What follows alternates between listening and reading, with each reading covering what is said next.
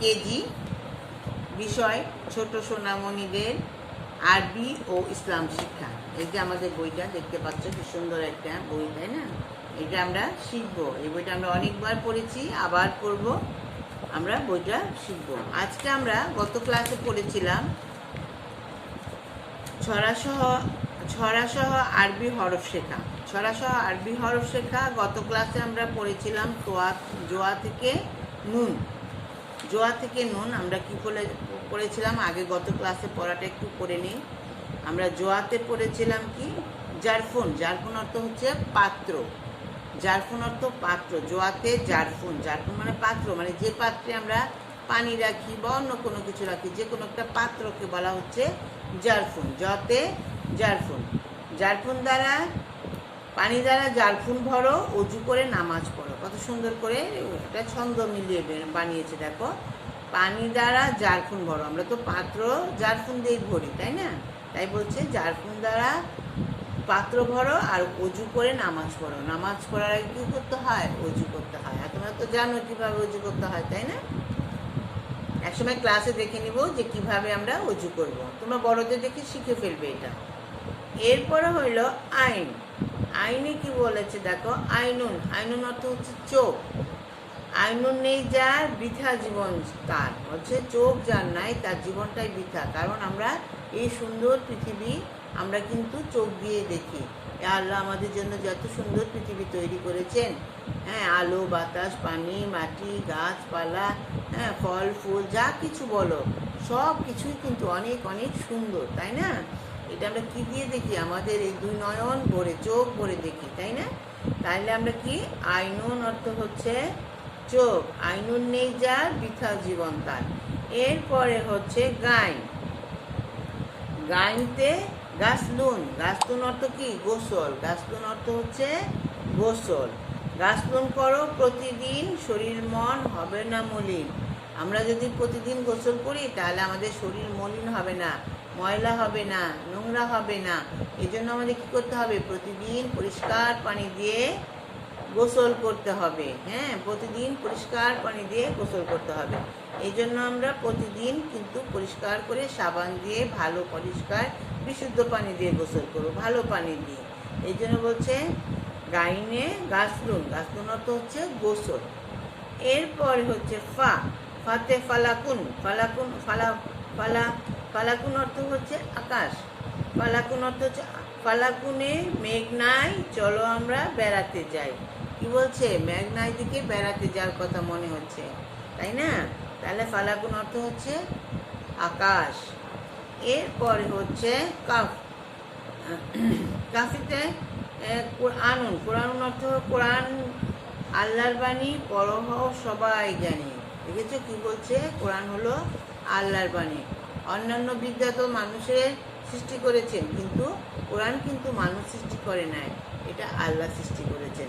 এই জন্য বলছে কোরআন হলো আল্লাহর বাণী, পড়ে হও সবাই জ্ঞানী। তুমি যদি কোরআন পড়ো তাহলে তুমি অনেক জ্ঞানী হবে, অনেক বড় হতে পারবে। তুমি জীবনে যা হতে চাও তাই হতে পারবে।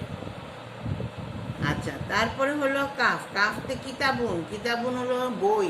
কিতাবুন অর্থ হচ্ছে বই। কিতাবুন পড়ো সকালে, খেলতে যাই বিকেলে। সকালবেলা কি বলছে? বই পড়তে বলছে, কিতাব পড়তে বলছে। আর বিকেলবেলা হলো মাঠে খেলতে। বিকেলে কিন্তু আসলে পড়ার সময় না, বিকেলে হলো মাঠে, খোলা মাঠে আকাশের নিচে খেলতে হয়। হ্যাঁ, খেলাধুলা করলে শরীর মন দুটোই ভালো থাকে। আর সকালের দিকে স্কুল থাকে, পড়া থাকে, হোমওয়ার্ক থাকে, অনেক কাজ থাকে সকালে। কিন্তু আমরা সকালে মন দিয়ে পড়বো, বিকেলবেলা খেলবো, এইটাই বলছে। কিতাবুনে পড়ো সকালে আর খেলতে যাই বিকেলে। এরপরে হলো লাম। লামতে লাবানুন। লাবানুন অর্থ হচ্ছে দুধ। লাবানুন খেলে শক্তি হয়, দেহ মন সবল হয়। কি বলছে? লাবানুন অর্থ হচ্ছে দুধ। দুধ। তাহলে আমরা কি করব? লাবানুন খাবো, দুধ খাবো, তাই না? দুধ খেলে কি হবে? শরীরে শক্তি হবে। আর শক্তি হলে কাজ করতে পারবো, পড়াশোনা করতে পারবো, ভালো থাকবো, সুস্থ থাকবো। এই জন্য সবাই কম বেশি দুধ খাবে, দুধের তৈরি খাবার খাবে, দুধ খাবে। আর ছোটদের জন্য তো দুধ আদর্শ খাবার, খেতেই হয় ছোটদের। অনেকেই আছে দুধ খেতে পছন্দ করে না, কিন্তু খেতে হবে দুধ। কারণ দুধের মধ্যে যা আছে অন্য কোনো খাবারে নাই। এই জন্য দুধকে কি বলা হয়েছে? আদর্শ খাবার। সবচেয়ে আদর্শ খাবার হচ্ছে দুধ।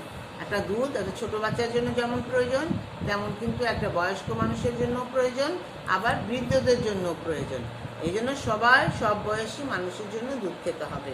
এই জন্য লামে হচ্ছে লাবানুন, লাবানুন অর্থ হচ্ছে দুধ।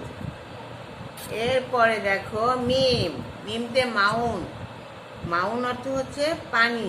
মিমে কি? মাউন, মাউন অর্থ পানি। মাউন হলো আল্লাহর দান, ব্যবহারে হও যত্নবান। এই যে পানির কথা বলেছে, পানি কিন্তু কেউ সৃষ্টি করে নাই, কারো সাধ্য নাই পানি সৃষ্টি করতে, বানাতে। পানি কিন্তু কেউ বানাতে পারে না যে একটার সাথে একটা মিলিয়ে পানি বানালাম, না, পানি আল্লাহর সৃষ্টি। এই পানিটা খেলে দেখো, বিশুদ্ধ পানি খেলে আমাদের মনটা কি ভরে যায়। যখন আমরা রোজা রাখি, সারাদিন পরে যখন ইফতার খাই, তখন আগে কি খাই? এক গ্লাস পানি খাই, তাই না? পানিটা খেলে মনে হয় যে কি একটা তৃষ্ণা নিবারণ হলো, মনটা একদম শান্তি হয়ে গেল। হ্যাঁ, বিশেষ করে রোজার দিন কিন্তু পানি আমরা খুবই করে খাই। এই জন্য আমরা এই যে রোজার মধ্যে আজকে অনেক গরম পড়েছে এখন, এই জন্য আমরা কি বেশি বেশি করে পানি খাবে। ছোট্ট সোনামণিরা বেশি বেশি পানি খাবে। পানি যদি কম খাও, নানা রকম অসুস্থতায় ভুগবে। এই জন্য পানি কম খাওয়া যাবে না। প্রত্যেককে পানি খাবে, এবং পানি জাতীয় যত ফল আছে সেই ফলগুলোও খাবে, কারণ ফলের মধ্যেও পানি আছে। পারলে ডাবও খাবে, ডাবের মধ্যেও অনেক আমাদের প্রয়োজনীয় জিনিস আছে। এই জন্য আমরা কি করব? বেশি বেশি পানি খাবো। তাহলে মাউন অর্থ হচ্ছে পানি। মাউন হলো মিমতে মাউন, মাউন অর্থ পানি। মাউন হলো আল্লাহর দান, ব্যবহার হওয়া যত্নবান। যত্নবান হতে হবে। অনেকে আছে কলটা খুলে চলে যায়, না, কল খুলে চলে যাওয়া যাবে না, কারণ এটা পানি পড়ে গেলে অপচয় হবে। আমি পানি অপচয় করছি আর অন্য কেউ পানি পাচ্ছে না। এমনও আমরা টিভিতে দেখি যে মাসের পর মাস তাদের কলে পানি আসে না, এরা মসজিদ থেকে বাইরে থেকে পানি কিনে নিয়ে আসতেছে। তাহলে আমরা এরকম কখনোই করব না যে আমার পানি পড়ে যাচ্ছে আর অন্য পানি পায় না। এই জন্য পানির ব্যবহারে আমরা যত্নবান হব। যতটুকু দরকার ততটুকুই খরচ করব, বেশি না। প্রয়োজনে চাইতে বেশি খরচ করে অপচয় করব না, এটা মনে রাখতে হবে। সব সময় গোসল করে কলটা বন্ধ রেখে আসতে হবে।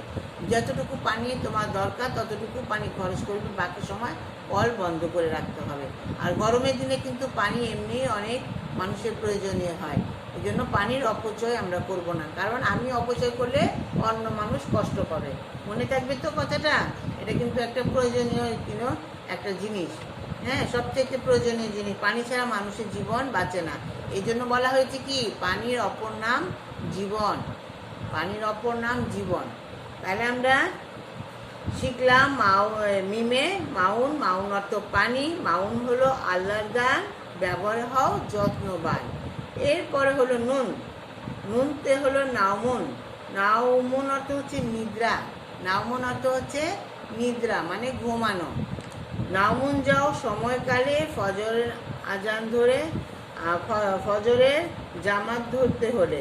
তুমি যদি তাড়াতাড়ি না ঘুমাতে পারো, তাহলে তো তুমি ফজরের জামাত ধরতে পারো না। এই জন্য বলছে নাউমুন যাও সময়কালে, মানে যখনই সকাল সকাল ঘুমাতে বলছে, সকাল সকালে ঘুমে থেকে উঠতে বলছে। অনেক রাত জেগে ঘুমানো কিন্তু ভালো অভ্যাস না, আবার অনেক দেরি করে ঘুমে থেকে ওঠাও ভালো অভ্যাস না। তাহলে তো ফজরের নামাজটা বাদ চলে যাবে, নামাজ পড়তে পারবে না, ঘুম থেকে উঠতে পারবে না।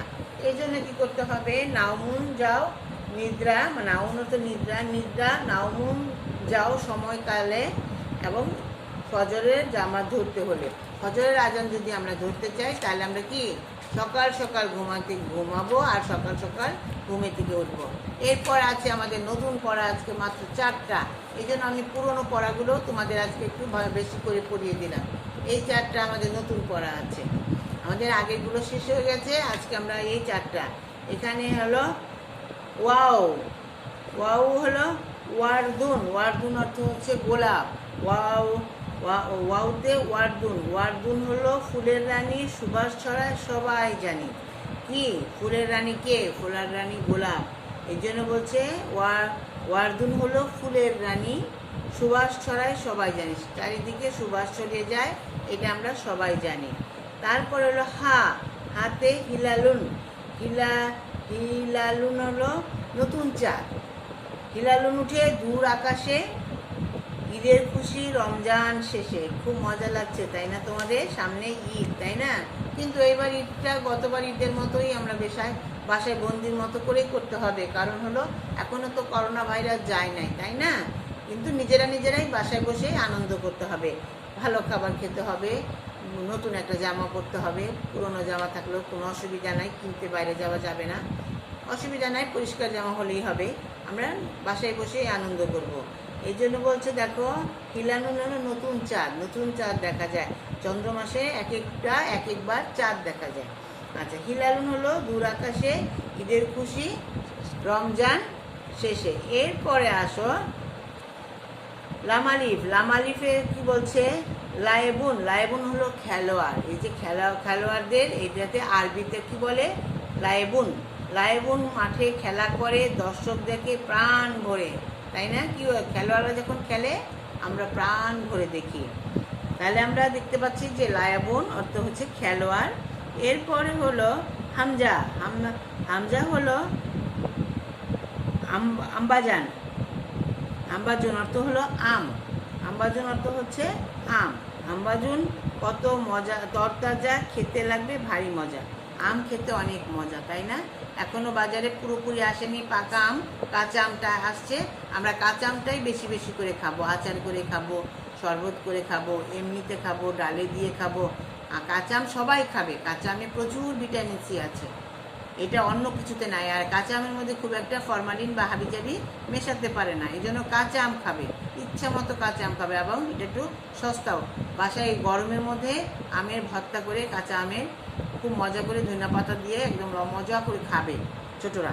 হ্যাঁ, খুব মজা করে খাবে। তোমরা তো দিনেও খেতে পারো, ওরা তোমাদের তো অনেকে রোজা রাখতে পারো না, ছোট মানুষ, তাহলে খাবে, খুব করে আম খাবে। এরপরে দেখো ইয়ারদুন অর্থ হচ্ছে হাত। ইয়াদুন দিয়ে কাজ করি, আল্লাহর কাছে মোনাজাত করি। কি? দুই হাত ধরে আমরা কার কাছে মোনাজাত করি? আল্লাহর কাছে। এটা কি? এটা আমাদের হাত। তাই বলছে ইয়াদুন দিয়ে কাজ করি, আল্লাহর কাছে মোনাজাত ধরি। খুব ছোট্ট মনিরা, আলিফ থেকে ইয়া পর্যন্ত পড়লাম। আমার কাছে পড়ে এত বেশি ভালো লাগছে ছড়াগুলো। আশা করি তোমাদেরও এই ছড়াগুলো ভালো লাগবে, তোমরা ছড়াগুলো শিখবে। হ্যাঁ, আমি কিন্তু একেবারে পুরোটা পড়িয়ে দিয়েছি, পরীক্ষা কোনো চিন্তা ভাবনা করি না, আমরা শেখার জন্য পড়ছি। বারবার বলছি, হাতে সময় আছে, এখন শিখবো। পরীক্ষায় কতটুকু থাকে পরে দেখা যাবে, এখন আমরা শিখবো। সিলেবাস বলে কোনো শব্দ নাই, এখন আমাদের হাতে সময় আছে, আমরা পড়তেই থাকবো। ঠিক আছে ছোট্ট সোনামণিরা, পড়া কিন্তু করতে হবে, বাসায় বসে দুটা চিন্তা করে পড়ে শিখে নেবে। আজকে এখানে ক্লাস শেষ করছি। সবাই ভালো থাকো, সুস্থ থাকো, নিরাপদে থাকো। আল্লাহ হাফেজ।